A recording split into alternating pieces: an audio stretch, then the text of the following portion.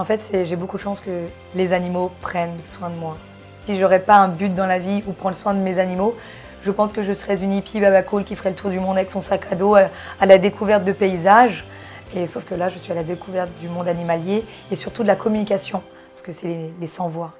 Quand vous avez un chien qui choisit votre domicile, un chat, une chèvre, un animal, c'est les vibrations. C'est que c'est là qu'il se sent bien et c'est là qu'il veut vivre. En fait, l'erreur qu'on fait souvent, c'est pas nous qui adoptons l'animal, c'est l'animal qui vous adopte. Et j'ai le plaisir de vous présenter la première émission des carnets de Noémie.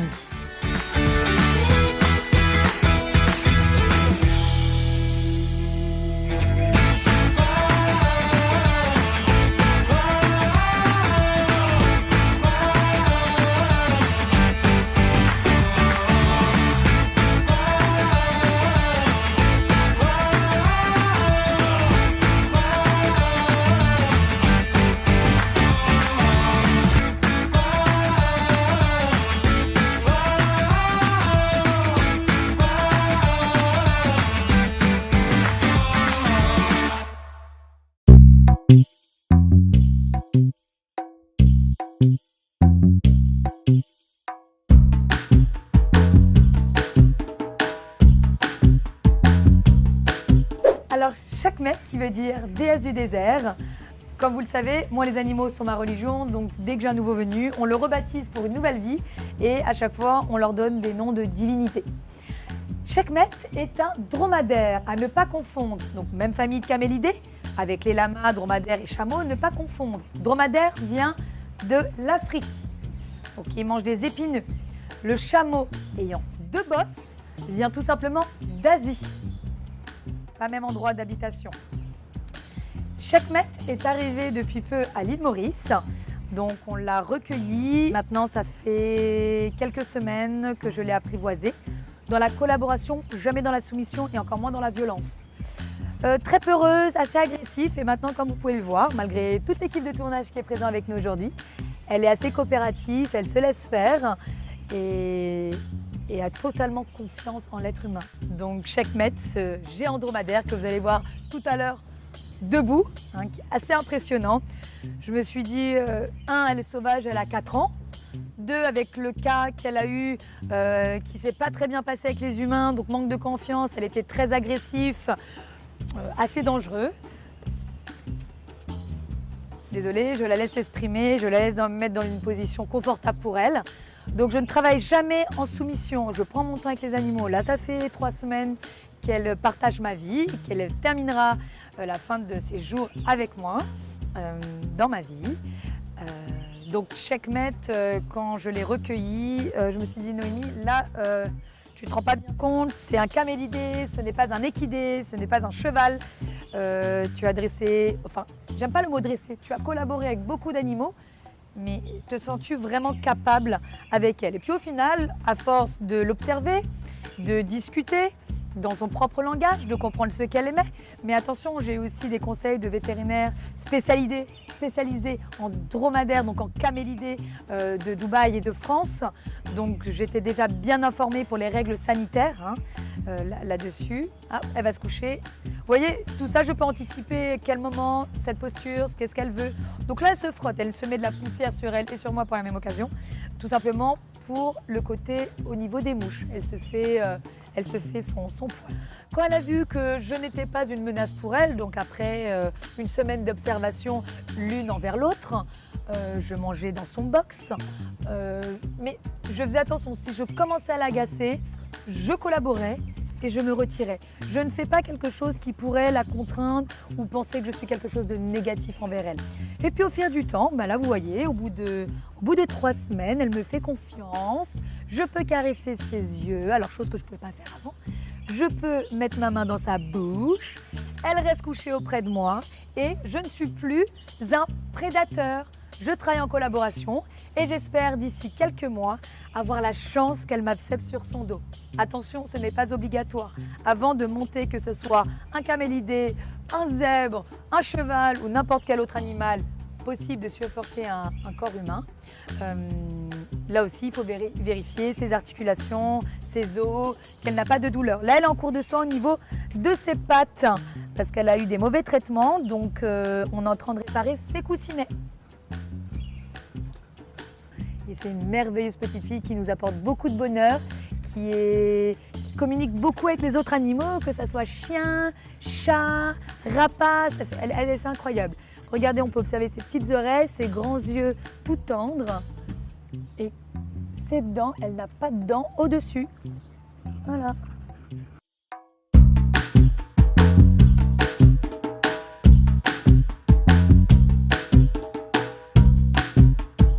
Moi, ce que j'aime avant tout, c'est la communication interespèce, aussi bien l'humain avec les mammifères et les autres animaux, mais aussi bien les animaux entre eux. Là, on peut observer notre petite mascotte Ashley. Ashley, qui est tout simplement un carnivore et qui s'entend très bien avec ce ruminant.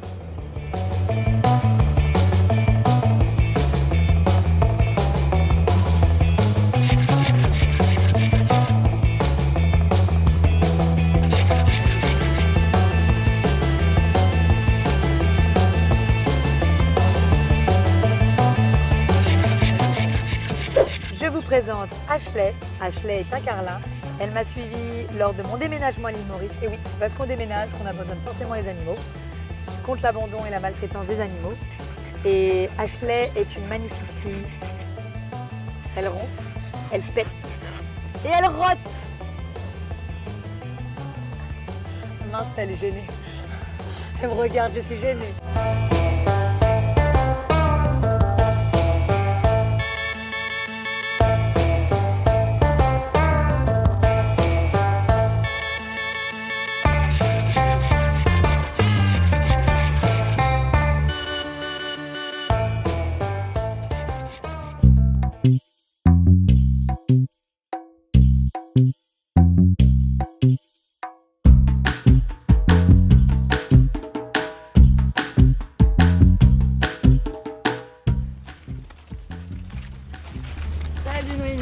Bonjour Célia.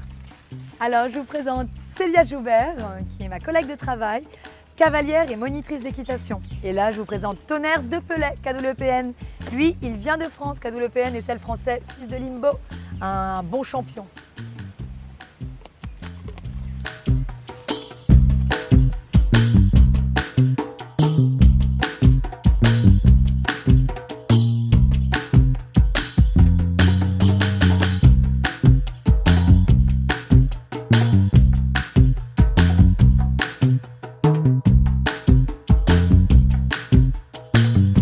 Alors les amis, je vous présente le stick. Le stick n'est pas pour taper ou soumettre le cheval, c'est un prolongement de mon bras, ce qui me permet d'éviter de me pencher ou faire des choses plus contraignantes. Dans ce cas, je vous présente Trianon, étalon Appaloosa. C'est un étalon assez dominant et donc du coup, je vais lui demander gentiment de se coucher afin que je puisse monter gentiment sur son dos. Encore une fois, je ne vais pas le soumettre, mais agir en collaboration avec lui. Pourquoi j'ai pris celui-ci? C'est parce que les étalons, notamment les Appaloosa, sont réputés pour être assez caractériels et têtus. Trianon, s'il te plaît, couche-toi, couche-toi, couche-toi, couche-toi. Tout doucement, je lui demande. Merci. Et encore une fois, je ne tire pas sur sa bouche. Je vois encore trop de cavaliers, trop tirés sur la bouche et donc sur le mors. Là, on peut observer, c'est un mors espagnol à double brisure. Et je monte une selle de voltige cosaque. Pourquoi? Cette selle-là me permet de faire plusieurs actions pour de la voltige de guerre, notamment utilisée par certaines tribus.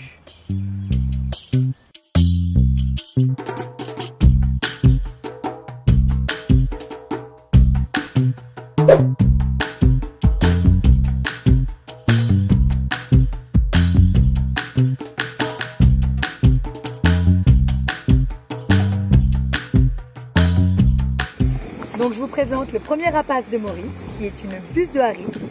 Donc Arès, encore une fois un dieu, est un petit mâle, un adolescent, qui a été sevré naturellement avec ses parents.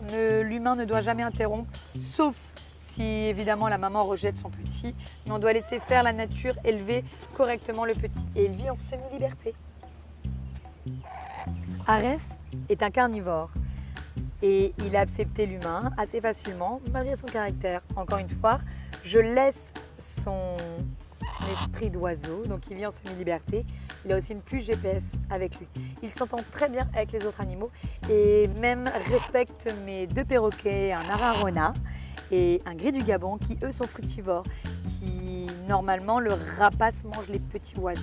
Et là dans son cas, il a tout à fait compris que non, il ne doit pas attaquer d'autres animaux. Évidemment, il mange de la viande, notamment d'autres petites espèces.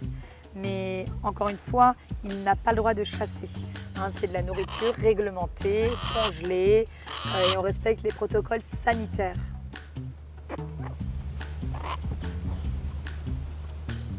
Donc voici Arès, la buse de Harris.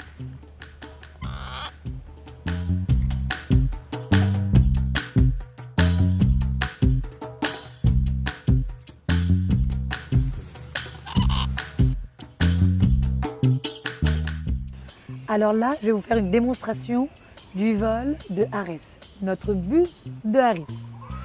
Accompagné de Tonnerre, on travaille la désensibilisation, donc Tonnerre de Pelée, un cheval. Et derrière, on peut observer Checkmate, le dromadaire. Là, pour l'instant, il y a une filière attachée à ces 2 jets. Pourquoi? Il est en cours d'apprentissage. Pour ce vol, j'ai besoin d'un gant pour protéger contre ses serres, car il peut me perforer le bras, et un sifflet. Pourquoi? Pour avoir le même bruit constant.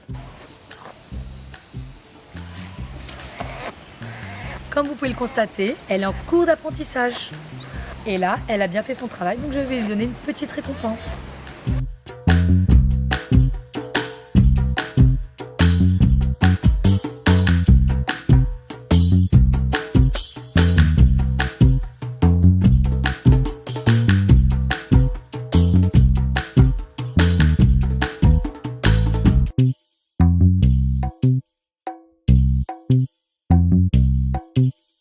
Cette émission a pour but de partager la passion des animaux. Et c'est pour nous, les amoureux des animaux.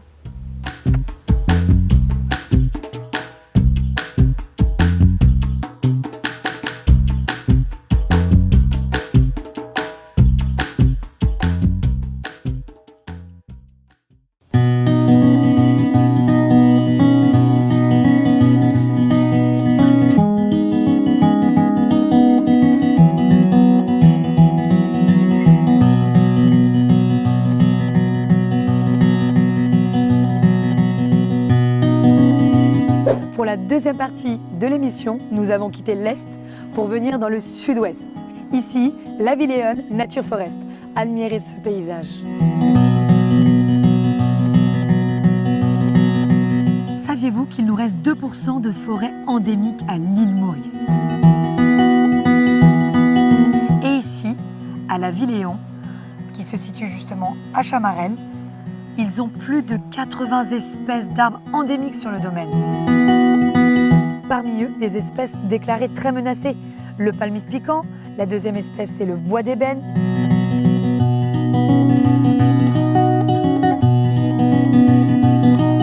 Et ensuite le bois de clous et on termine par le café marron.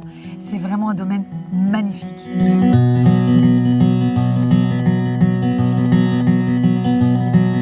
Ils ont aussi une faune d'une grande richesse.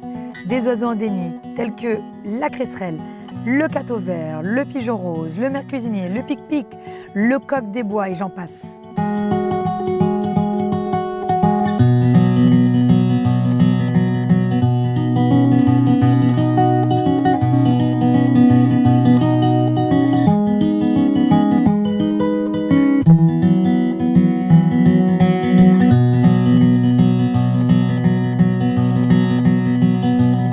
Je vous invite à découvrir ce magnifique domaine.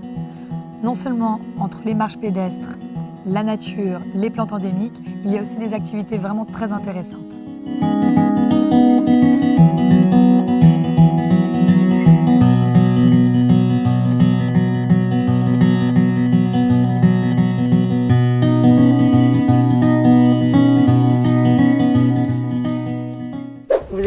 Célia Joubert à cheval. Et maintenant, elle va décider de faire le grand saut. Nouveau challenge, nouveau défi. À moi, la tyrolienne.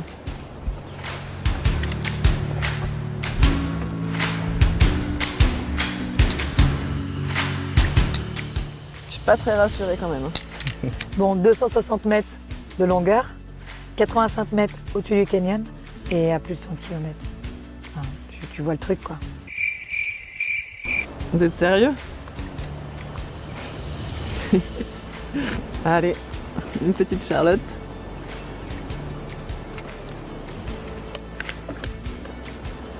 C'est surtout le départ qui me fait peur. Une fois après, ça ira, je pense. Et je risque de beaucoup crier. C'est bien accroché, ça va? Bon.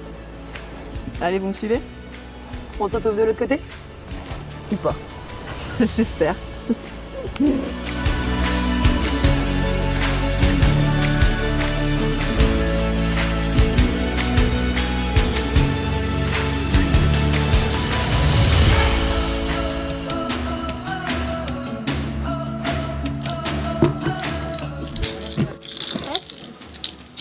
Non. Tu peux me tenir où là? Donc, rien toucher en haut, Hein? tenir les cordes. Là comme ça? Tu peux aussi lâcher les mains. À l'arrivée, fléchir les genoux. Attendez les C'est secondes. bien tenu là? Oui. On peut resserrer un tout petit peu là? Non? Non, c'est bon. C'est bon? J'ai l'impression que c'est plus serré d'un Ça va côté que d'un être autre. trop serré. Ok.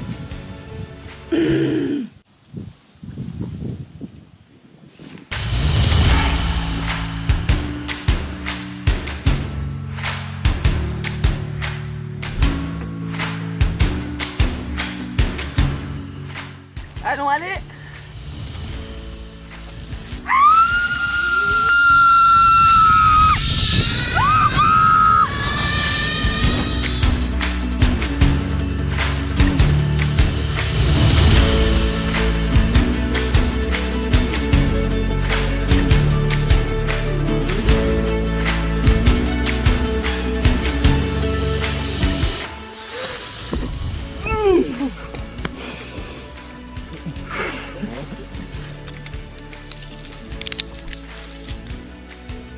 Je crois qu'il est pleuré tout le long.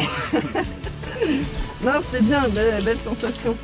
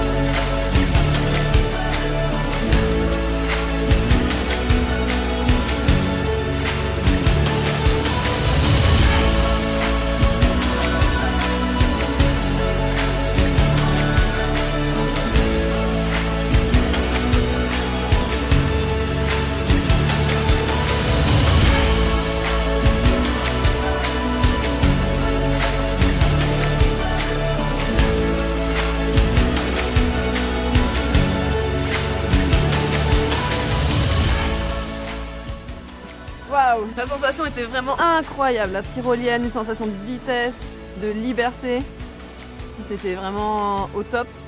Et retour avec le pont suspendu nous permet vraiment de profiter du paysage, de se sentir connecté avec la nature. Il faut juste faire attention où on met les pieds parce qu'on marche sur une planche assez étroite. Donc expérience vraiment au top et à refaire définitivement. Alors, comme vous avez pu constater, je n'ai pas été aussi courageuse que Célia. Et alors, Célia, tes impressions? Pont suspendu, tyrolienne. Tyrolienne, Marie top, franchement, Marie sensation, vitesse, liberté. Pont suspendu, ça permet d'avoir tout le panorama, de pouvoir vraiment profiter du paysage. Donc super expérience, vraiment. Même si ça fait un peu peur, très bonne expérience. Du coup, moi, j'ai pu en profiter pour pouponner un petit peu. Alors je vous présente un petit orphelin, donc c'est un petit garçon. On m'avait appelé donc un club de plongée car ça faisait un petit moment qu'il n'avait plus sa maman. Donc c'est une chauve-souris, une roussette. Donc c'est une espèce protégée, c'est aussi une fructivore. La roussette font seulement un petit par an. Malheureusement la menace c'est quoi? C'est les intempéries, problèmes de lieu d'habitat et notamment les cyclones. Donc il suffit qu'il y ait un petit peu de vent ou autre, les bébés chauves-souris ne s'accrochent plus. Et la maman, une fois sur deux, malheureusement, va la chercher. Quand on voit qu'au bout de 4 heures, que le petit est toujours là, il faut vite le secourir et lui donner le biberon toutes les 2 heures. Donc biberon avec une tétine adaptée. Voilà. Et un lait maternel premier âge. Alors on va le sevrer au bout de 6 mois. Donc on a sauvé beaucoup de chauves-souris. On l'a récupéré, il n'y avait plus de poils. Et là, on a dû l'emmener lors du tournage, tout simplement pour lui donner le biberon toutes les 2 heures. S'assurer qu'il aille bien. Célia, tu nous fais une démonstration comment tu lui donnes le biberon? Voilà.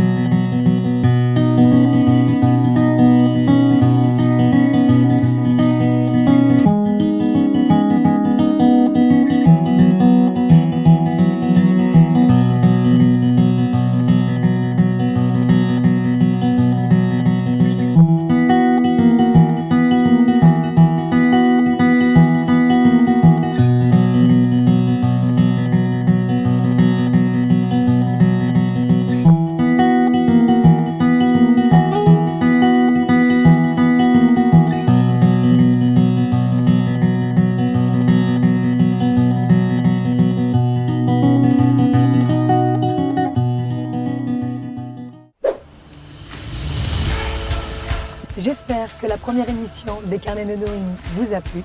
Je vous retrouve le mois prochain pour plus d'aventures avec les animaux et la nature.